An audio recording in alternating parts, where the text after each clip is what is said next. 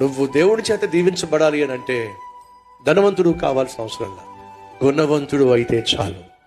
మా సహోదరులు పేదవాడిని కాబట్టి ఈ పేదరికంలోనే నేను మిగిలిపోతాను అనుకోవద్దు. నా అన్న వాళ్ళు ఎవరు నాకు లేరు కాబట్టి అనాథగానే మిగిలిపోతాను అనుకోవద్దు. మోసపోయాను కాబట్టి ఇక ఇలాగే మిగిలిపోతాను అనుకోవద్దు.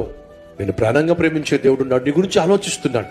నీకు అద్భుతమైన భవిష్యత్తుని ఇవ్వాలని ఆయన ప్లాన్ చేస్తున్నాడు.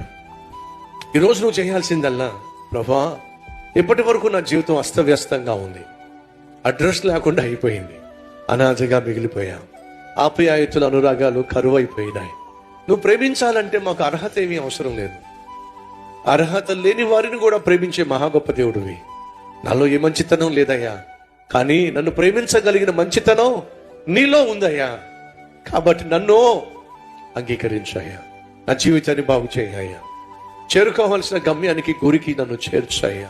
నువ్వు తప్ప నాకెవ్వరూ లేరయ్యా. నాకు కావాల్సింది అందం కాకపోవచ్చు, ధనము లేకపోవచ్చు, అయ్యా నువ్వు మెచ్చే గుణము నాకు దయచే ప్రభువా. ప్రార్థన చేద్దాం, రెండు చేతులు పైకెత్తి. Download ShareChat.